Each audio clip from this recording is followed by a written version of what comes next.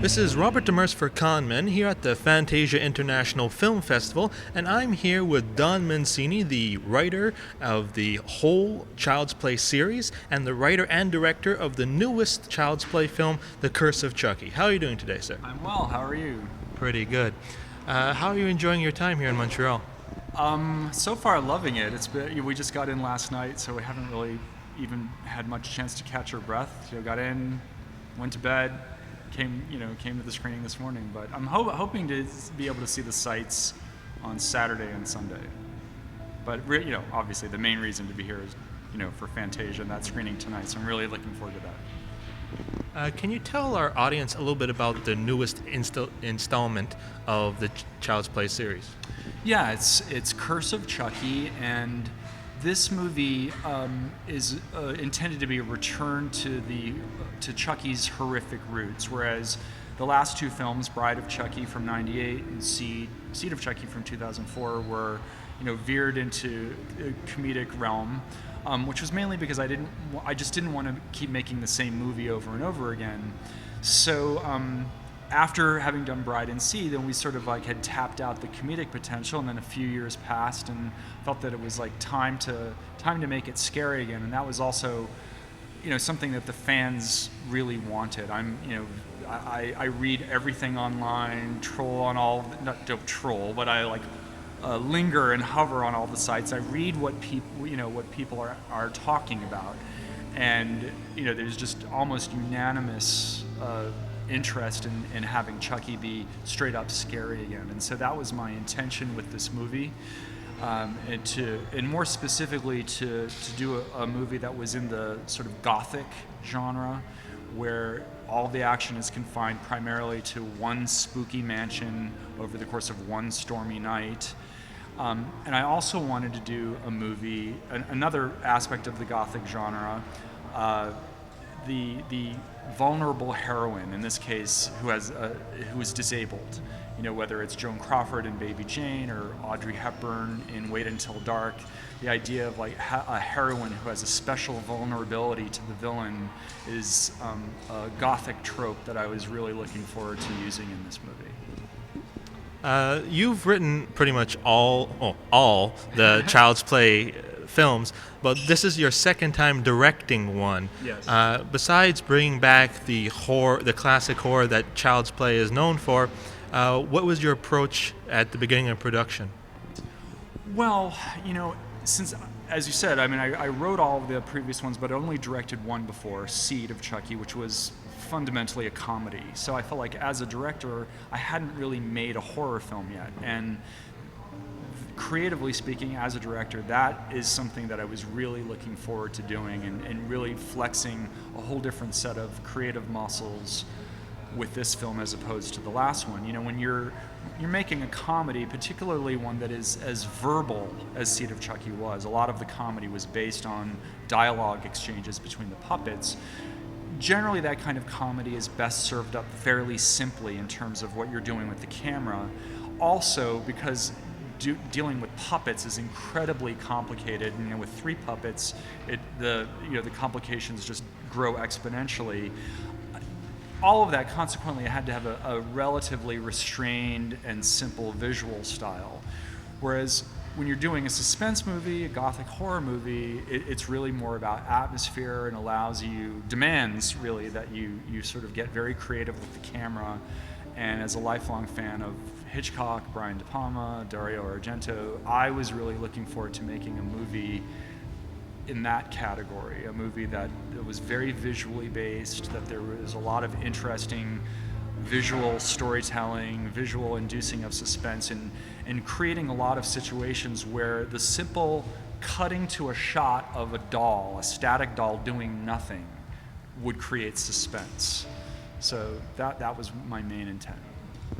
It's been some time since Seed of Chucky. What kind of upgrades have been applied to the puppetry and animatronics of Chucky himself?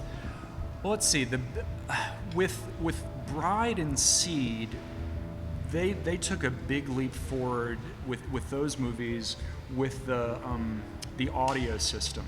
In the first three movies, whenever one of the puppeteers had his sole responsibility was working the mouth, and he would wear a device around his head that looked like a baseball catcher's mask or a hockey catcher's mask.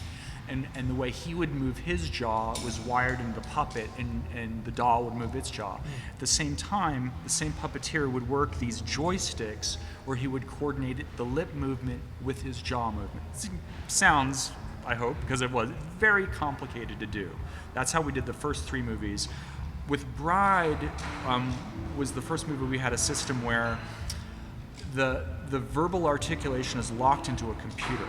So once the puppeteer gets the verbal articulation, the mouth articulation correct, it's locked in and always a given, and we never have to worry about losing that. So when we're on the set, all of his eye movements, facial expressions, everything else, we're still doing that with a whole little army of puppeteers, but the mouth was we're not losing time on set with articulation. So that was the main leap forward with Bride and Seed.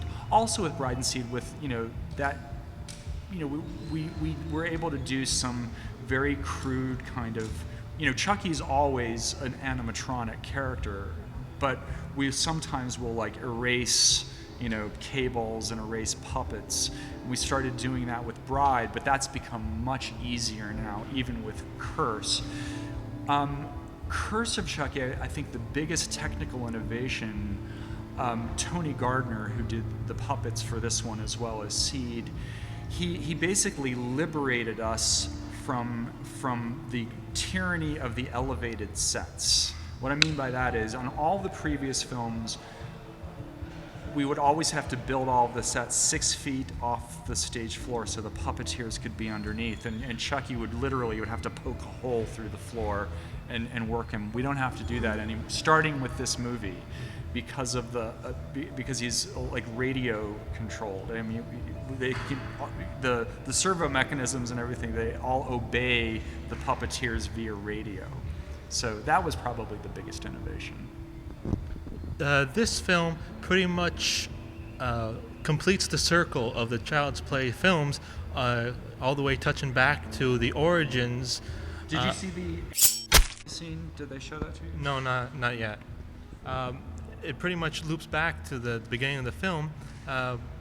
What made you decide to pretty much complete the circle when other horror films in the past just continue on to telling a new story? Well, it seemed to be what the fans wanted. I mean, I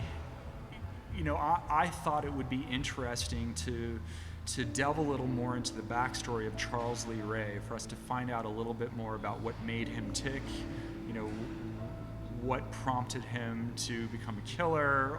I wanted to get into some of that stuff.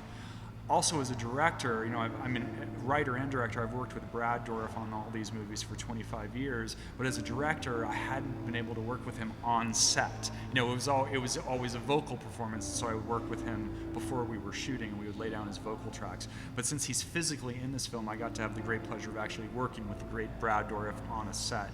So that was part of my own selfish intent, maybe. But also, I wanted this film to be sort of a thank you and a love letter to all of the fans who have supported us for a quarter of the century now. And I thought one of the ways to do that was to build in a kind of nostalgia factor into the film, and just to sort of, in the last 15-20 minutes of the film, kind of have this unending series of almost like Russian nesting dolls. That the way the narrative was built is that we bring back all of our favorite figures.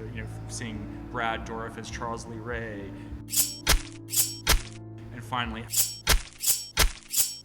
although really I don't want to say too much about that, to people before they have a chance of seeing the movie, so it will be a surprise for them. So maybe if you could edit this interview so that it's just, there are a lot of surprises in the last 20 minutes. I'll bleep you out.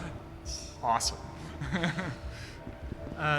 You've been there from the beginning. You've seen it from day one of Child's Play.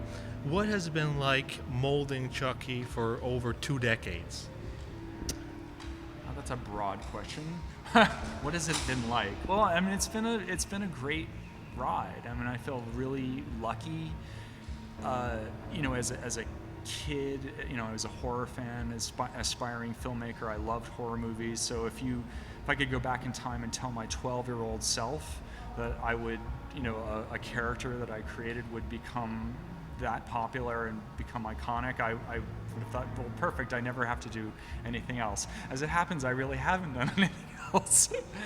So, although I hope to, but if I don't, at least I feel very fortunate that I've created this little pond for myself, a little sandbox in which to work as a writer, director, and filmmaker. It's been very interesting, and I've gotten to make even in the series of the six movies, there've been some very different sorts of movies. Child's Play 1 is very different from Bride of Chucky, and Seed of Chucky is very different from Bride of Chucky, and now Curse, I think, kind of bringing it back, as you say, full circle. But it's not a strict remake, so it doesn't feel too repetitive. It's tonally a reboot, but technically a sequel. As you mentioned before, you would like to branch out. Would you, in sometime in the future, decide to go outside the Child Play series and try a new story? Oh, I hope so. Yeah, and as a screenwriter working in Hollywood, I've sold a number of screenplays that just haven't gotten made. That's often, unfortunately, the way it works. But I still have hopes to do that, and even in other genres, because horror is just one love. I love all different kinds of movies. So the clock is ticking, but I hope that I'm able to do that. Chucky has pretty much become ingrained in horror history. What has it been like to know that you have brought fear into the lives of so many people? It delights me. I'm delighted to know that I've brought fear to the lives of millions of people. Now, I've been doing these movies for 25 years, so I meet a lot of people, your age, who will come to me and say, like, oh my God, I was, 4 years old when I saw the first Chucky, and it scared the hell out of me. That's the sweetest thing that I could hear, Well, thank you very much for talking with us, and I hope you enjoy the rest of your time here at the festival. And all you people at home, make sure to check out The Curse of Chucky, coming out on Blu-ray and DVD October 8th. Thank you very much. Thank you. It's great to meet you guys.